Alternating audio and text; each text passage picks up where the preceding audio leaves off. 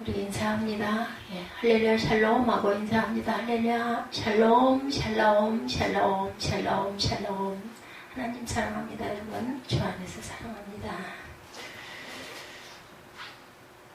예, 하나님이 보고 계시죠. 예, 고른대요 하나님. 오늘 본문 너무 잘하는 말씀입니다. 예. 아브라함이 이삭을 바치는 장면을 보고 또 보아도 지치는 만큼 귀한 본문이 오늘의 본문이죠. 고른대요 하나님. 예, 여호와의 산에서 준비다리라는 제목으로 말씀을 또한 나누기도 하죠. 하지만 하나님의 말씀은 참으로 아주 놀랍습니다. 말씀을 볼 때마다 하나님의 은혜가 또 다른 모습으로 다가오는 것을 경험하기 때문이죠.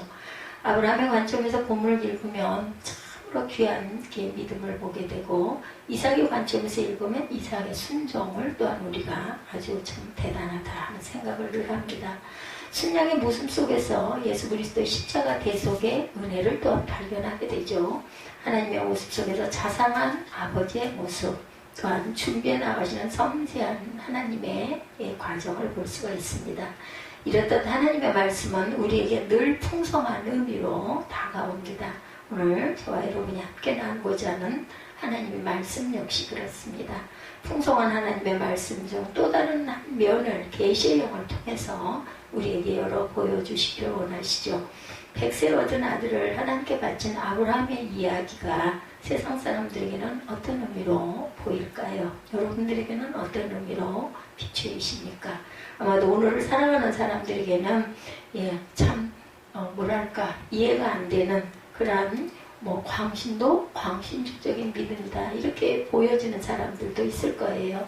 젊은이들에게는 교회 나가지 않는 이유로 또한 꼽힐 수도 있어요. 그렇지만 교회 안에서 이야기는 위대한 믿음의 기준의 위치를 갖고 있어요.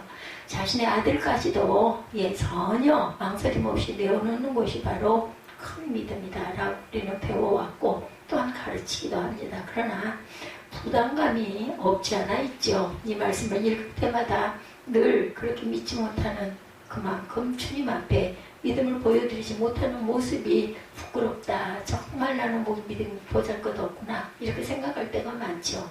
한때 아브라함의 길을 읽어 내려가던 중에 창세기 22장 12절 말씀 앞에 잠시 멈췄던 적이 있습니다.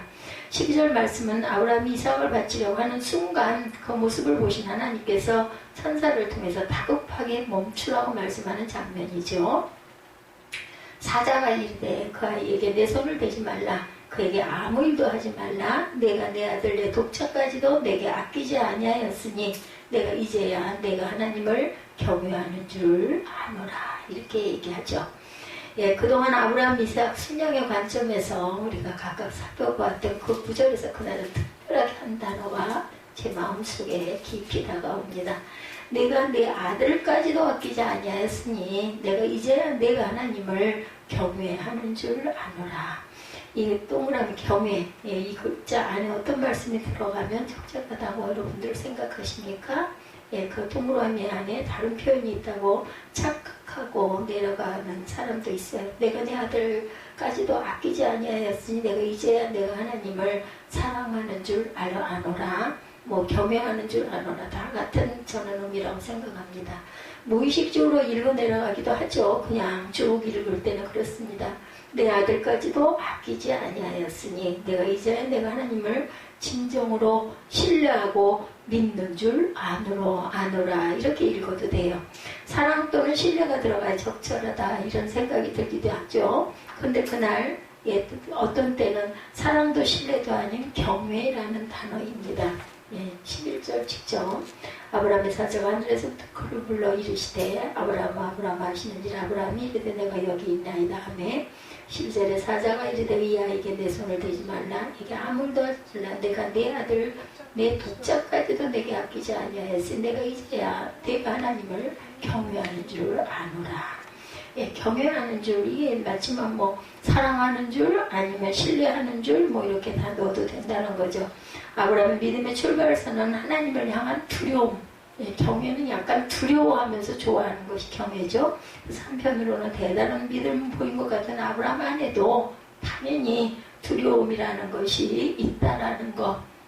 그냥 하나의 작은 믿음일 뿐이에요. 우리 인간들의. 여전히 많은 사람들은 아브라함이 아들을 바친 행위에 감명을 받지만 하나님은 그의 핵에 근저에 있었던 믿음의 근거, 믿음의 출발점을 분명하게 아십니다.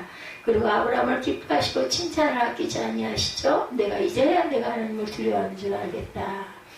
두려워하는 그 경외한다라는 의미 안에는 아주 그 자신을 낮추고 순종하는 순수한 마음이 있는 거죠. 우리가 신앙생활을 해나가는 이유는 뭘까? 하나님께 우리의 신앙, 우리의 믿음을 알리고 인정받는 방법은 과연 무엇일까요? 바로 우리가 하나님을 두려워하는 줄 아시도록 하는 거죠. 하나님이 내가 하나님을 두려워합니다. 이것을 보여드리는 부분일 수도 있다. 이것이 하나님을 기뻐하셨던 아브라함의 모습입니다. 인간 편에서 볼 때 믿음의 출발점은 두려움이어야 한다. 하나님을 향한 두려움이 곧 믿음의 출발점. 경외한다면 그분 앞에서 우리가 어때? 행동거지? 발걸음 하나? 호흡 하나도 그죠? 함부로 하지 않는 정말 그냥 내가 하고 싶은 대로 하면서 내가 그분을 경외한다고 할 수는 없는 거죠. 하나님은 아브라함으로부터 경외심을 보셨다고 분명하게 답을 하십니다. 그러나 두려움이라는 단어는 무자비한 신에 대한 공포심을 말하지 않습니다. 그렇죠? 여기서 사용된 두려움은 자상하신 부모님을 향한 두려움 혹은 공경의 의미를 갖고 있어요. 내 부모를 공경을 하는 제5계명에도 동일한 단어가 사용되고 있습니다. 이럴 때 우리가 원문을 보면 굉장한 도움이 되겠죠. 하나님을 두려워한다는 것은 그저 무서워서 벌벌 떠는 게 아니라 하나님을 의지하고 신뢰하고 공경하는 태도. 없으면 안 돼. 절대 있기는 해야 돼. 그렇지만 정말 좋아. 그렇지만 좀 뭔가 조심스럽다라는 거죠. 하나님의 말씀을 귀하게 여기고 무겁게 여기는 태도다. 따라서 우리는 이 아브라함의 이야기를 통해서 하나님께서 기뻐하시는 것이 무엇인지를 알 수가 있죠. 하나님은 과연 무엇을 기뻐하셨을까요? 우리가 교회에서 예배드리는 것을 기뻐하실까? 더 많은 헌신과 봉사를 기뻐하실까? 더 높은 액수의 헌금을 기뻐하실까요? 물론 이것들이 매우 중요하지만 하나님의 형상에 불과하기도 하죠. 우리는 때로 또 다른 동기를 가진 채 헌금을 드릴 수도 헌신을 할 수도 예배에 참석할 수도 있습니다. 그 동기가 명예욕일 수도 있고 어떤 자리를 연연하는 태도 중에 하나일 수도 있고 인기를 구하는 마음일 수도 있을 거예요. 그러나 하나님께서 원하시는 것은 그분을 경외하는 마음이라는 거죠. 하나님을 경외하고 있는가? 내가 이 예배의 자리에서 이 자리에서 내가 이 말씀을 선포하면서 아니면은 앉아서 말씀을 들으면서 내 태도가 하나님이 내 앞에 딱 서 계신다면 내가 이 행동을 해도 아무런 상관이 없는가 이렇게 생각을 대입해 보시면 그게 답입니다. 하나님을 내가 정말 경외하고 있구나를 하나님 앞에 보여드리는 거. 그냥 내가 무의식적으로 앉아서 예배를 드린다 하더라도 저는 늘 그렇습니다. 옷차림 하나, 그죠? 내 손짓 하나, 내 눈짓 하나, 내가 집중하는 거 하나, 내가 기록하는 거 하나, 이것을 하나님이 지금 영이신 하나님이 다 보고 계신 거예요. 눈을 딱 뜨고 내려다보고 바라보고 계셨을 때 내가 전혀 거리낌이 없으면 내 자세가 옳은 겁니다. 만약에 거리낌 있는 행동을 하고 있다, 그렇다면 그것은 고쳐져야 될 부분이겠죠. 하나님을 두려워하는 마음으로 예배에 출석하고 예배 자리에서 헌신을 하고 헌금을 드리는 것, 이것이 하나님께서 우리에게 원하시는 태도라는 것. 많은 사람들이 믿음을 구하죠. 믿음이 자라지 않는다고 걱정을 하기도 합니다. 우리들의 신앙생활은 왜 이렇게 자라지를 않고 지지부진 변화가 되지 않고 누구 말 맞다나 그죠? 변화하고 싶죠. 근데 되지 않는다라고들 얘기합니다. 누구는 그렇게 변화되고 싶지 않겠는가? 근데 뭐 어떻게 분량이 이거밖에 안 되는데 뭘 어쩌라고 이렇게 얘기를 많이 하죠. 믿음이 자라지 않아서 옆에서 볼 때도 아이고 저 사람은 20년 동안 교회를 나와서 어쩌면 저렇게 처음 나올 때나 지금이나 조금도 변화가 없고 그대로야. 나 도대체 믿기는 하는 거야. 이런 얘기들을 많이 하죠. 또 온라인 예배도 한참 요즘엔 뭐 다 거의 다 회복이 됐지만 정중하게 드리고 은혜도 받았는데 시간이 갈수록 마음이 자꾸 해이해져요. 그 인터넷 예배를 드리다 보면 녹화된 방송을 보는 정도로 되어가기도 합니다. 그게 어쩔 수 없는 사람의 그 모습이죠. 우리 믿음이 점점 나약해지는 이유, 자꾸 마음이 풀어지는 이유는 무엇일까? 온라인 예배가 우리의 신앙을 약하게 하는 것일까? 그보다 더 큰 이유는 우리가 하나님을 두려워하지 않기 때문이다. 어떤 상황에서도 하나님을 두려워하고 내가 인터넷으로 드리든 교회 나가서 드리든 혼자 드리든 많은 무리 속에 가서 드리든 아무 상관없이 똑같은 자세다. 이면은 하나님을 경외하는 거겠죠. 고대와 중세를 거치면서 현대인들은 신으로부터 탈출하는 것을 인간다운 것이다 라고 묘사해왔고 이해하고 있습니다. 뭐 포스트 모더니즘, 나도 신이 될 수 있다, 뭐 이런 뜻이라면서요. 예, 내가 신과 똑같은 자리에 있을 수 있다라는 생각들을 한다는 거죠. 신을 향한 두려움에서 해방되는 일이 참된 지혜다, 이렇게 생각을 이렇게까지 합니다. 이런 관점에서 현대문화가 발전해 왔다고 해도 과언이 아닐 것인데, 잘못된 공포심, 그건 또 잘못된 거예요. 종교가 공포심을 이용해 권력을 누려온 것도 사실은 부인할 수가 없습니다. 그래가지고 뭐 했어요? 면죄부를 막 팔고 돈으로 환산을 하고, 그래서 예, 운동이 일어나죠. 반박문을 써서 예, 운동이 일어나가지고 이게 신교가 탄생을 하기도 했습니다. 그리고 많은 사람들이 예, 새로운 땅을 향해서 출범을 하기도 하죠. 예, 메이플라워를 타고. 여러분들에게 한번 묻고 싶어요. 하나님이 정말 살아계신다면, 우리가 하나님이 계시다는 것을 인정한다면 하나님은 우리에게 무엇을 원하실까? 그분은 우리가 하나님을 두려워하기를 원하신다는 거예요. 하나님을 공경하기를 원하신다는 겁니다.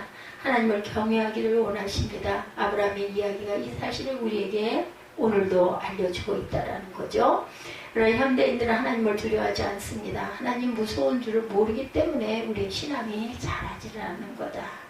무서워한다면, 두려워한다면, 예전 제가 자랄 때 부모님을 공경하는 그런 마음, 경외하는 마음일 것까지는 아니지만 두려웠죠. 아버지가 되게 엄하고 엄격하고 겁이 나고 무섭기도 했어요. 그래서 하고 싶지 않아도 이거는 해야 돼 이면은 절대로 꼭 했습니다. 그런데 지금은 그런 게 어디 있어요, 그죠? 예, 요즘 그 말들 많이 쓰더라고요. 보니까 방송 매체도 보면 그런 게 어디 있어, 이런 얘기들 참 많이 해요. 근데 그때는 그런 게 있었던 거죠. 과연 그 시대와 지금 시대를 비교한다면 장단점은 있겠지만 어떤 시대가 더 살기 좋은 시대였을까? 질서가 있는 시대였을까라고 제가 객관적으로 생각해 본다면 지나친 면이 없잖아 많이 있기도 했지만 그래도 오늘날보다는 그때가 질서가 있지 않았을까? 저는 이렇게 생각을 합니다. 하나님은 아마 그런 마음을 원하신 게 아니었을까? 내가 나를 정말 경외하느냐? 내 말을 정말 믿느냐? 이렇게 말씀하시죠. 예, 현대인들은 하나님을 두려워하지 않습니다. 하나님 무서운 줄을 모르기 때문에 우리의 신앙이 온전하게 자라지 않는다. 무서운 마음을 가지지 않기 때문에 우리의 믿음은 성장할 수가 없다. 예, 신앙생활이 과연 무엇일까? 예, 진정한 의미의 신앙생활은 내가 얼마나 하나님을 두려워하며 경외하며 주님의 말씀을 귀하게 여기고 따라가느냐에 달려있다는 거죠. 아브라함은 그 모습을 우리에게 오늘 본문에서 보여줍니다. 모리아산에서 아들 이삭을 바치면서 그가 정말로 하나님을 두려워한다는 사실을 입증하죠. 그가 하나님의 말씀을 정말로 무겁게 여긴다는 사실을 입증합니다. 하나님의 말씀을 공경하는 마음으로 따르기를 원한다는 마음을 증명하고 있어요. 이것이 그가 믿음의 조상이 된 이유입니다. 경외하는 마음. 제가 어린 날 교회를 가는 걸 그렇게 좋아하고 목사님을 뵈면 그렇게 그냥 괜히 고개가 숙여지고 고개를 이렇게 딱 들고 이렇게 다니고 어렸을 때도 제 기억에 5살 기억부터 있는데 뭐 그 기억이 다 있는 건 아니죠. 뚝뚝 중간중간 있는데 저는 그 이후로 나이가 들고 학생 시절을 거치고 어른이 되고 그렇게 하면서 이 나이가 되어오고 목회를 한 지 지금 뭐 10수년이 되고 신학교를 다니고 한 20여 년 이상 그죠? 그 이전 시절에도 저는 어느 교회든 내가 나가는 교회의 목사님이든 아니면 주변에 어딘가를 가서 그 교회를 가든 하여튼 어느 교회를 가든 목사님을 뵈면은 굉장히 경외하는 마음이 들어요. 예, 고개를 항상 신학교 다닐 때도 그래서 그것 때문에 제가 지적을 받기도 했습니다. 배우자에게. 왜 맨날 고개를 이렇게 숙이고 다니냐. 신학교 가면은 그 교수님들, 그분들 거의 다 목사님들이시잖아요. 그러면 그냥 다 모든 분들에게 다 그냥 고개를 숙여야 되니까 그냥 차라리 이렇게 고개를 숙이고, 예, 그렇게 가는 게 습관이 돼버려가지고, 그게 억지로 해야 되니까 그게 아니라 그냥 몸에 배해가지고 고개를 이렇게 늘 숙이고, 그래서 고개를 빳빳이 들고 목사님을 쳐다보지를 못했던 것 같아요. 정말 좋아. 그 목사님이 너무 좋은데, 그런데 어려운 거죠. 그게 경외심이 아니었을까, 이런 마음이 듭니다. 그래서 하나님이, 예, 저를 딱 하나 보신 게 그건 것 같아요. 경외하는 마음.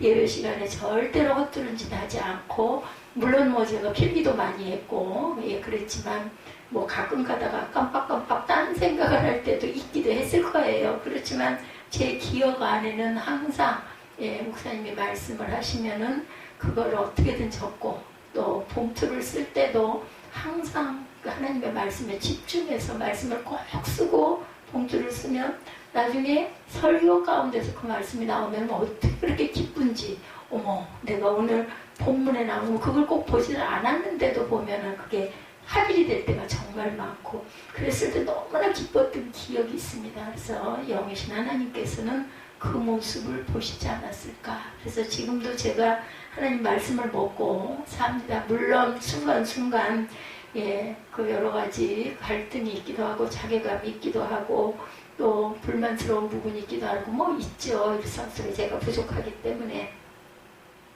예, 오늘 아침에도 그런 생각을 잠깐 했어요. 예, 어제 밤인가요? 예, 성전을 정리를 좀 하면서 기운 있을 때 해야 되니까, 예, 수영을 하고 돌아와가지고 그래도 뭔가 하나를 해야지 하면서 생각을 한 게, 멧돼지를 통 그동안 못하고 비료 쓸기만 했기 때문에 오늘은 꼭 물을 뿌려가지고 밀돼지를 좀 하고 꽃에 물들을 좀 주고 정리를 좀 해야 되겠다. 그래서 한 거의 한 시간만 2시간 정도를 닦을 걸 닦고 정돈할 걸 정돈하고 좀 치울 걸 치우고, 저희 교회가 창고가 없기 때문에 단정하게 그거 잘 안 돼요. 자꾸만 아래, 의자 아래도 이게 뭐 박스들이 쌓이고 어쩔 수가 없습니다. 뭐 어쩌겠습니까. 사람이 사는 게 또 다 그렇기 때문에 교회 생활을 하고 또 교회에서 제가 머무르는 시간이 거의 다 버티다 보니까 어쩔 수가 없죠. 그래도 좀 정돈을 해야겠다. 나름 의자도 좀 닦고 어제 좀 그랬습니다.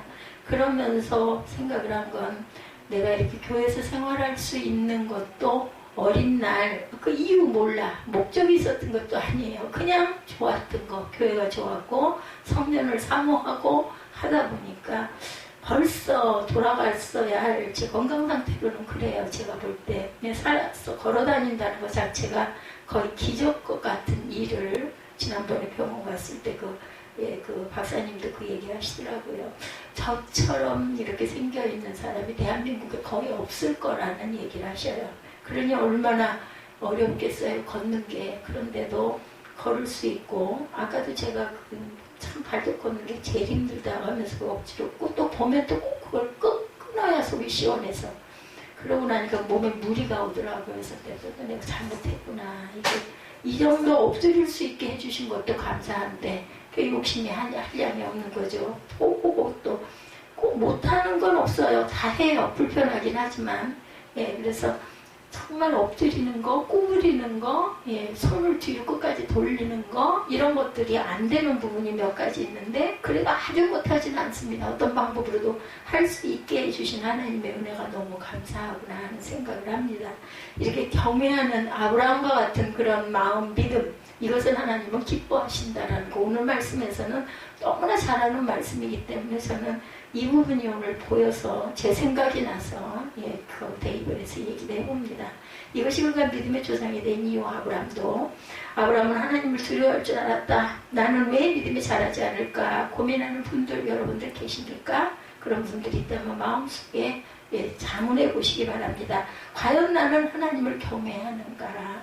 나는 정말 하나님을 두려워하는 마음이 있는가? 출애굽기 12장 18장에 보면 하나님은 모세의 장인 이드로를 통해서 모세를 도울 지도자를 세우고자 하시죠. 그때 지도자의 자격이 나오는데 여기에 도움이란 단어, 야레, 두려워하다라는 단어가 사용이 됩니다. 너는 또 출애굽기 18장 21절에 보면 너는 또 온 백성 가운데서 능력 있는 사람들 곧 하나님을 두려워하며 진실하며 불의한 이익을 미워하는 자를 살펴서 백성 위에 세워 천부장과 백부장과 50부장과 10부장을 삼아 이렇게 얘기하고 있어요.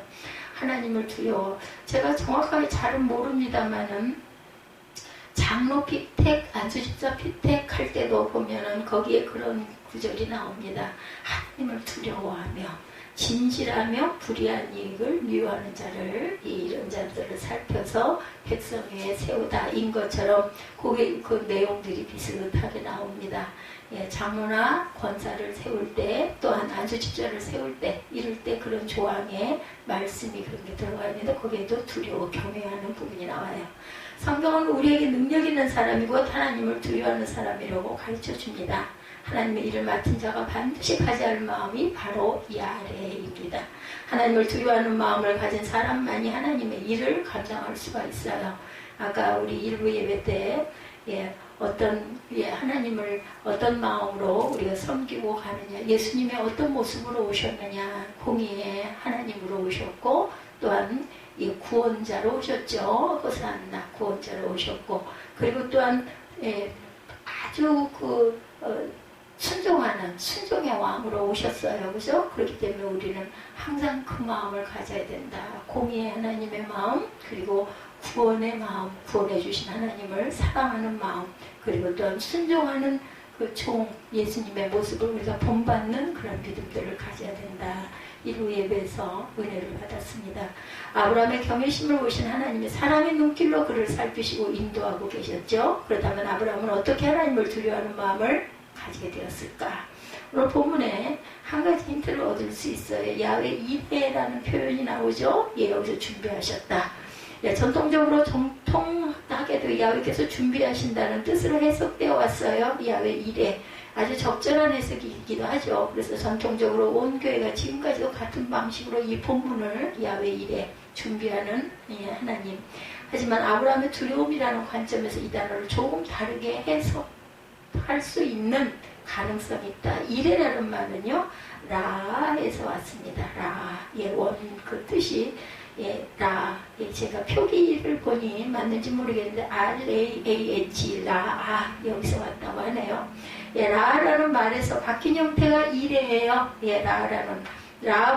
라는 보다라는 뜻을 갖고 있어요. 보다. 하나님께서 빛을 창조하시고 빛을 보시니 라고 말씀하셨을 때 보셨다라는 말씀이 바로 라입니다. 동시에 성경에서 라는 나타내다라는 말로 사용이 됩니다. 창세기 17장 1절과 18장 1절에 하나님이 아브라함에게 나타나셨다라는 표현으로 사용되죠. 다시 말씀드리면 이 라는 나타난다는 표현도 되고 보는 곳에 주목해서 본다, 이런 뜻도 가지고 있다라는 거. 그래서 오늘 본문을 보다는 관점에서 해석하는 학자들도 상당히 많다는 거죠. 예를 들어서 창세기 22장 4절 말씀에 제3일 아브라함이 눈을 들어 그곳을 멀리 바라본지라 이렇게 나오죠. 4절 22장 4절에 보니 제3일 아브라함이 눈을 들어 그곳을 멀리 바라본지라. 필요 없을 것 같아 보이는 문장 속에 라라는 단어가 숨겨 있다라는 거. 이럴 때는 원문을 꼭 봐야만 알 수가 있어요. 우리나라 성경들 전부 다 번역이 되어 있기 때문에 22장 2절에 나오는 모리아라는 단어도 그렇습니다. 야훼께서 이르시되 내 아들 사랑하는 독자 이삭을 데리고 모리아 땅으로 와서 내가 네게 알려준 한 산 거기서 그를 번제로 드려라 이렇게 나오죠. 모리아는 높은 땅이라는 뜻을 갖고 있습니다. 너무 높아서 어디에서도 볼 수 있는 땅이라는 거예요. 그래서 모리아라는 단어 속에도 라가 숨어 있다라는 거, 본다라는 것이 숨어 있다라는 거죠.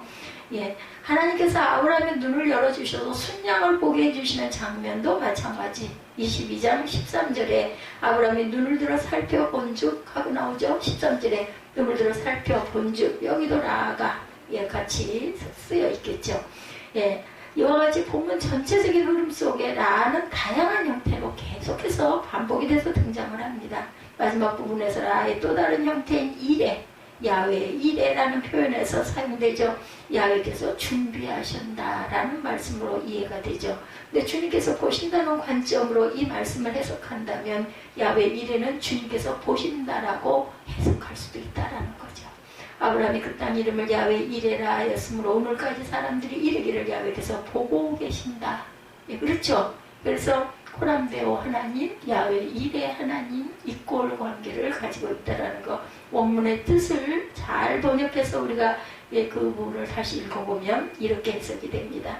다시 아브라함의 두려움으로 돌아갑니다. 아브라함이 하나님을 두려워하게 된 이유는 무엇일까? 야훼 이레 하나님께서 보고 계신다. 야훼께서 살피고 계신다는 의식 때문이었다라는 거. 예, 제가 아까 신학교 때 그 얘기, 그러다 보니까 항상 이렇게 엎드린 자세가 됐던 그 부분에 그 중에 하나였다라는 거죠.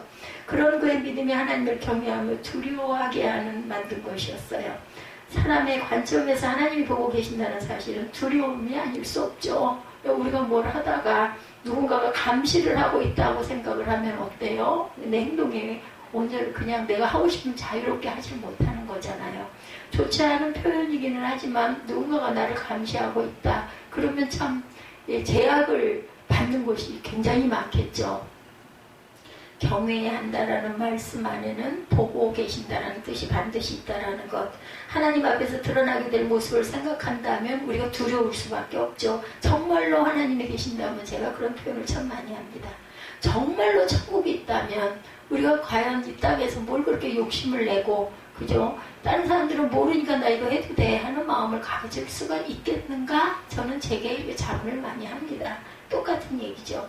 첫인간 아담이 선악과를 따먹은 후에 하나님의 부르심을 듣고 어떻게 대답합니까? 내가 동산에서 하나님의 소리를 듣고 내가 벗었으므로 두려워하여 숨었나이다. 이렇게 대답하죠. 창세기 3장 10절 안에 있습니다. 두려워하였다. 이것이 죄를 지은 인간의 첫 번째 모습입니다. 우리는 지금껏 야훼 이레를 볼 때마다 하나님께서 준비하신다라는 말씀으로 항상 위로를 얻었어요. 그러나 하나님께서 보신다는 말씀으로 읽게 되면 1차적으로 두려움이, 그죠? 좀 부담감이 들죠. 그 다음에 야훼 이레를 어떻게 읽어야 할까? 여호와께서 준비하신다는 말씀으로 읽어야 할까? 아니면 보신다라는 말씀으로 읽어야 할까? 질문을 바꿔봅니다. 여호와께서 보신다는 뜻과 야훼께서 준비하신다는 뜻이 어떻게 하나로 연결이 될 수가 있을까? 우리를 보고 계시는 하나님은 우리 인간에게는 두려움이지만 하나님의 관점에서는 사랑스러운 눈길이고 살피시는 하나님이시라는 거예요. 그렇죠? 아브라함은 하나님을 보고 계시니 어찌 두려워하지 않을 수 있겠느냐는 관점으로 살아갔다라는 거죠. 그것이 그 하나님께 나아가는 길이었고 하나님을 기쁘시게 하는 일이었고 하나님께 칭찬받는 일이었습니다. 하나님은 아브라함을 보실 때 불꽃 같은 심판의 눈으로 보고 계시지 않으셨어요. 내 아들을 바치라고 말씀하신 후에도 그에게 무엇을 더 줄 수 있을지, 어떻게 도울 수 있을지를 생각하시면서 바라보고 계셨던 거죠. 이처럼 야훼께서 보신다는 말씀은 인간에게는 두려움이지만 하나님에게는 사랑의 눈길이라는 것, 이것을 둘을 이어주는 아주 매우 중요한 키입니다.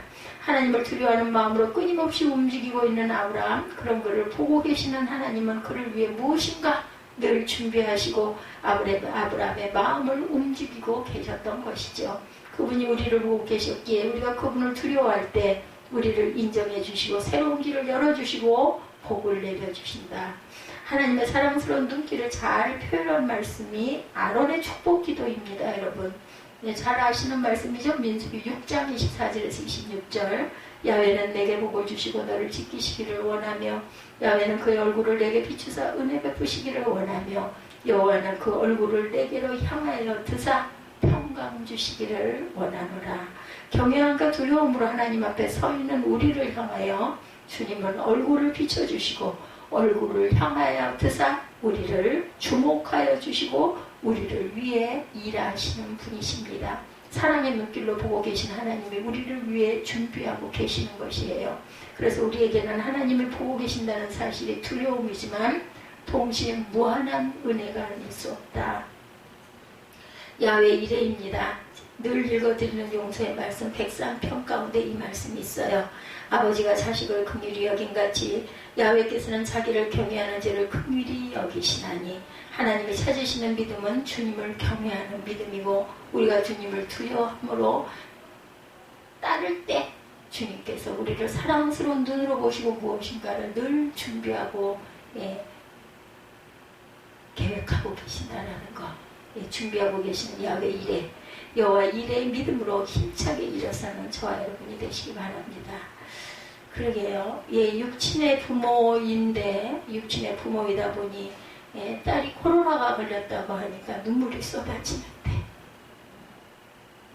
하나님은 오죽이나 하시겠어요. 그렇죠? 아무리 잘못을 해도 또 끌어안고 또 안아주신 하나님이십니다. 103편 말씀 아버지가 자식을 긍휼히 여긴 같이 여호와께서는 자기를 경외하는 자를 긍휼히 여기시나니 여러분들 경외하시기 바랍니다. 주님의 이름으로 축복합니다. 결단하시고 죽도록